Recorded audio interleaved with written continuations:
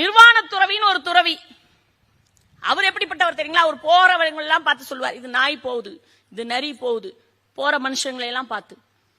மூவா ஒரு கட்டுரை எழுதினாருங்க, ரொம்ப அழகான கட்டுரை. அது என்ன தெரியுங்களா? மனிதன் காட்டில் வாழ்வது எளிது, நாட்டில் வாழ்வது கடினம் அப்படின்னு எழுதினார். என்னப்பா, நாட்டில் தான் எல்லா வசதியும் இருக்கு, ஃபேன் இருக்குது, லைட் இருக்கு, எல்லா வெளிச்சமும் இருக்கு, எல்லாம் சந்தோஷமா வாழ முடியும். நீ என்னப்பா காட்டுல வாழ்றது எளிது, நாட்டுல வாழ்றதுதான் கஷ்டம்னு எழுதியிருக்கேன்னு மூவா அவர்களிடம் கேட்ட போது மு வரதராசனார் சொன்னார், உண்மையாக சொல்கிறேன், காட்டில் வாழ்வது எளிது, நாட்டில் வாழ்வது கடினம். காட்டில் நீங்க போயிட்டு இருந்தா எதிரில புலி வந்தா இது புலின்னு தெரியும், எதிரில சிங்கம் வந்தா இது சிங்கம்னு தெரியும், எதிரில கரடி வந்தா இது கரடின்னு தெரியும், எதிரில நரி வந்தா இதற்கு நரின்னு தெரியும். ஆனால் நாட்டில் நீங்கள் நடந்து சென்றால் எதிரில் வருபவர்கள் நாயா, நரியா, புலியா, சிங்கமா எதுவும் தெரியாது. எல்லாத்துக்கும் ஒரே வடிவம், மனித வடிவம்னு சொன்ன. நான் சொல்லலைங்க, மு வரதராசனார் சொன்னதை சொல்றேன். நீங்க உடனே நான் சொன்னேன்னு சொல்லிடாதீங்க. இப்ப இதைத்தான் அந்த நிர்வாண சுவாமியார் செய்தார். போகிறவனா பார்த்து சொல்வார், இதோ நரி போகுது, இதோ பாம்பு போகுது, இதோ நாய் போகிறது. வள்ளலார் நடந்து சென்றார், இதோ மனிதர் போகிறார். வள்ளலார் போய் அவரிடத்திலே நீங்கள் இப்படி இருப்பது தவறு என்று சொல்லி தன் மேலாடையை எடுத்து கொடுத்து அவரை அனுப்பி வைத்தார் என்று வரலாறு சொல்கிறது.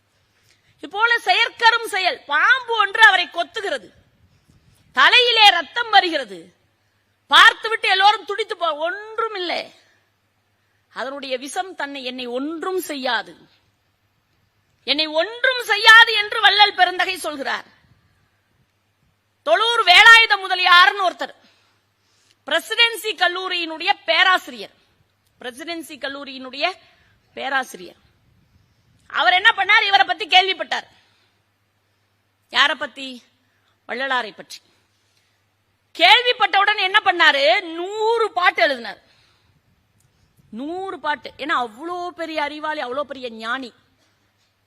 சங்க இலக்கியங்களில் இருப்பது போலவே 100 கடின பதங்களை கொண்ட பாடல்களை எழுதி அதை கொண்டு வந்து வள்ளலாரிடத்திலே கொடுத்து, இந்த பாடல்கள் எப்படி இருக்கிறது என்று பாருங்கள், எனக்கு சங்க இலக்கிய ஓலைச்சுவடிகள் கிடைத்தது, அதில் இருக்கிற பாடல்களை படியெடுத்து கொண்டு வந்திருக்கிறேன், எனவே பாருங்கள் என்று அவரிடத்தில் கொடுத்தார். இதை பார்த்த உடனே படித்து பார்த்து விட்டு வள்ளலார் சொன்னார், இது சங்க இலக்கிய பாடலாக இருக்க முடியாது.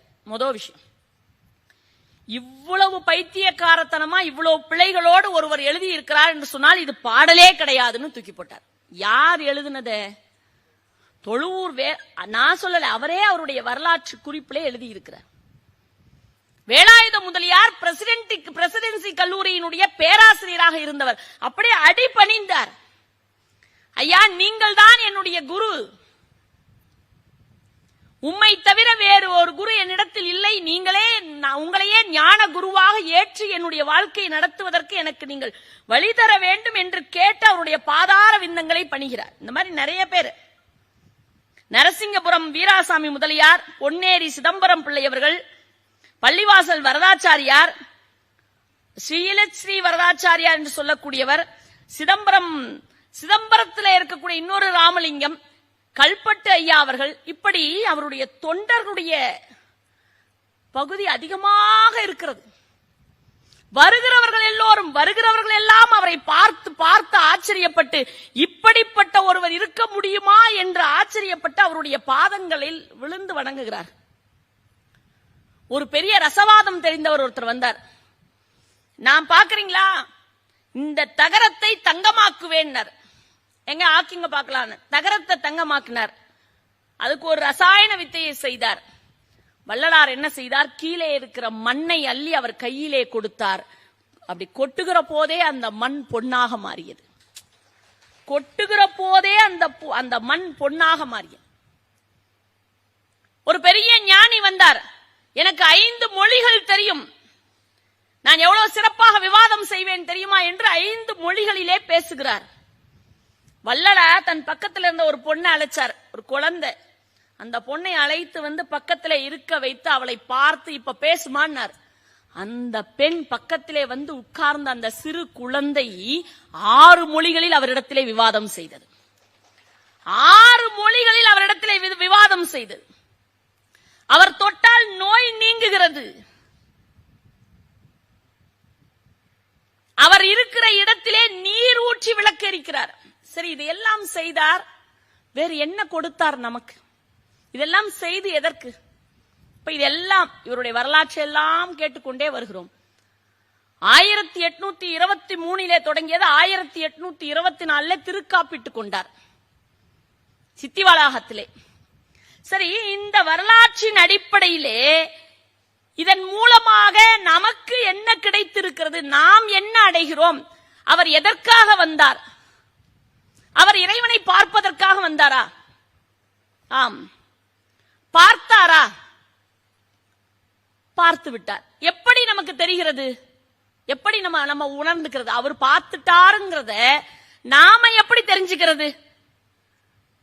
எதன் மூலமாக தெரிந்து கொள்வது? வேற ஒண்ணுமே இல்லை. அவர் சொல்றார், அப்பா நான் உன்னுடைய அருளினாலே எங்கே இருக்கக்கூடிய எல்லா தெய்வங்களும் கலக்கிற தெய்வமாக பரம்பொருளாக நீ இருக்கிறாய் என்பது எனக்கு தெரிகிறது சொல்றார்.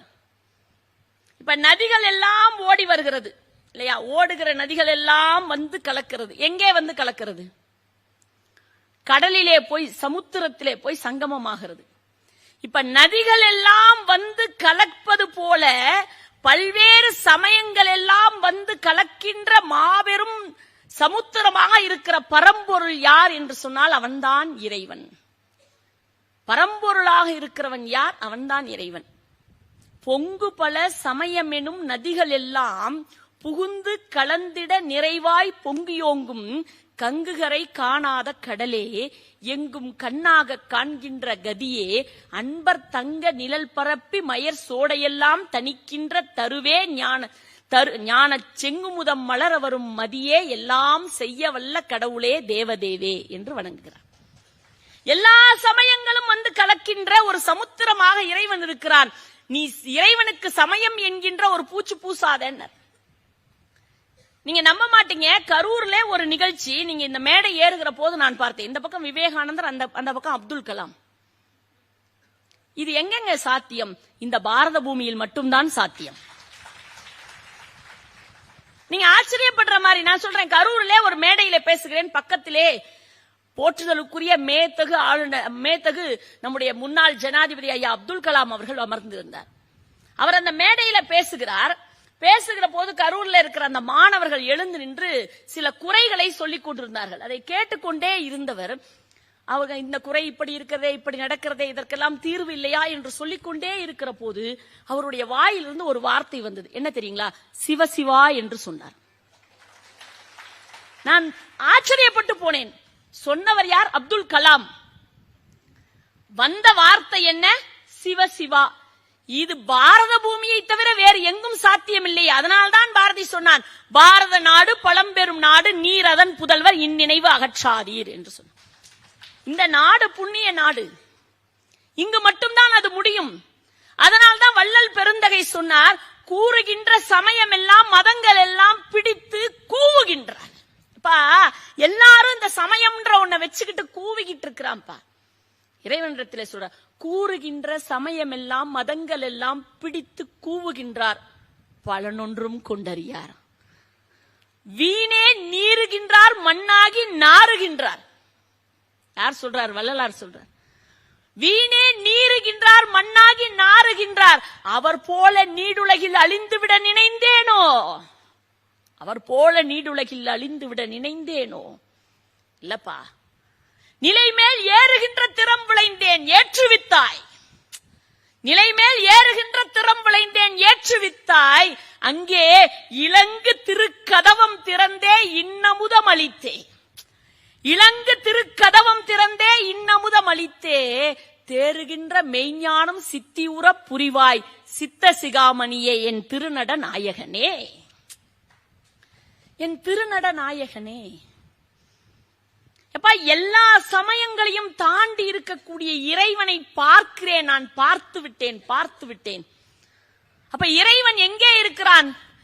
இறைவனிடத்திலே எதை கொண்டு போய் சேர்க்க வேண்டும்? உயிர்களை நேசிக்கிற அந்த நேசத்தை கொண்டு போய் சேர்க்க வேண்டும்.